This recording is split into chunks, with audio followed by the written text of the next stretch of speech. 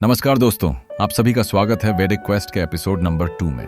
क्या आप कभी सोचते हैं कि यह ब्रह्मांड जिसका हिस्सा हम हैं, क्या यही एकमात्र ब्रह्मांड है या फिर और भी अनगिनत ब्रह्मांड हमारे इस ब्रह्मांड के समानांतर कहीं मौजूद हैं, जहां समय, चेतना और अस्तित्व के नियम अलग हैं? आधुनिक विज्ञान अब मल्टीवर्स थ्योरी की बात करता है, एक ऐसा विचार जो कहता है कि हमारे ब्रह्मांड जैसे और भी अनगिनत ब्रह्मांड अस्तित्व में हो सकते हैं। लेकिन क्या आप जानते हैं कि हजारों वर्ष पहले ही हमारे ऋषियों ने वेदों, उपनिषदों और पुराणों में ऐसे विचारों का वर्णन कर दिया था। आज की इस रहस्यमयी और जटिल यात्रा में हम जानेंगे कैसे प्राचीन वेद, विशेष रूप से ऋग्वेद, उपनिषद और पुराण, हमें मल्टीवर्स की ओर इशारा करते हैं।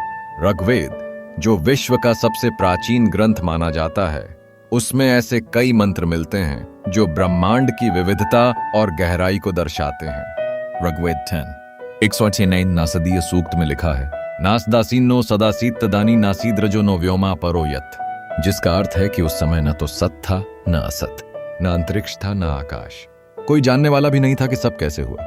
ये सूक्त उस शून्य की बात करता है जहां न सृष्टि थी, न समय, न कारण, पर एक चेतना थी जो सबको जन्म दे सकती थी।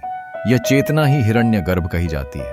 अब सोचिए, जब सृष्टि का कारण भी कोई भौतिक तत्व नहीं था, तो क्या यह संभव नहीं कि वह चेतना एक से अधिक ब्रह्मांडों को जन्म दे सकती थी? उपनिषदों में बार बार लोक यानी वर्ल्ड्स या रेल्म्स का वर्णन होता है। छांदोग्य उपनिषद में 7 लोकों की बात होती है: भू पृथ्वी, भू अंतरिक्ष, स्व स्वर्ग, मह जन, तप सत्य। हर लोक का अपना समय, गति, चेतना और नियम है।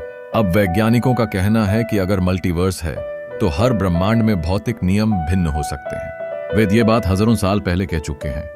श्रीमद् भागवत पुराण में तो और भी विस्तार से बताया गया है। हर ब्रह्मांड एक विशाल अंडे के आकार का है, जिसे ब्रह्मांड कहा गया है। और ऐसे असंख्य ब्रह्मांड हैं जिनके प्रत्येक में एक एक ब्रह्मा है। योऽन्तःस्थोणु ब्रह्मांडाय नमः, यानी मैं उन अनंत सूक्ष्म ब्रह्मांडों में स्थित परमात्मा को नमस्कार करता हूं। यहां पर अणु ब्रह्मांड का उल्लेख मल्टीवर्स का स्पष्ट संकेत देता है। हर ब्रह्मांड में अपनी उत्पत्ति, देवता, नियम और चेतना है। अब आते हैं आधुनिक विज्ञान पर।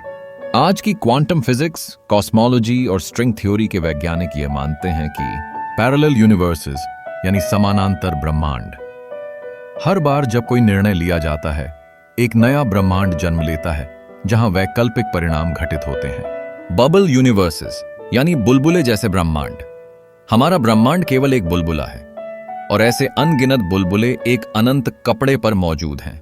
ब्रेन थ्योरी, हमारे ब्रह्मांड एक ब्रेन है और कई ब्रेन एक हायर डायमेंशनल स्पेस में तैर रहे हैं। अब सोचिए, क्या यह विचार प्राचीन वेदों की अनेक ब्रह्मांडों की धारणा से मेल नहीं खाते? इस तुलना से स्पष्ट होता है कि वेद और विज्ञान दोनों ही मल्टीवर्स की बात करते हैं, बस भाषा और दृष्टिकोण अलग है। एक योगी गुफा में ध्यानमग्न है। अचानक भविष्य से एक वैज्ञानिक उनका ध्यान भंग करता है। वैज्ञानिक: मुनिवर, मैं 21वीं सदी से आया हूं। वैज्ञानिक: मुनिवर, मैं 21वीं सदी से आया हूं।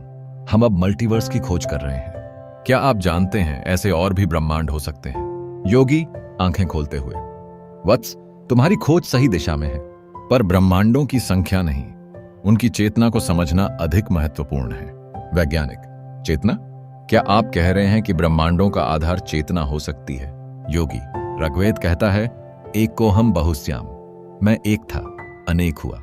चेतना ने स्वयं को ही अनंत रूपों में प्रकट किया। वैज्ञानिक हैरान: तो मल्टीवर्स विज्ञान नहीं, एक आध्यात्मिक सत्य भी है?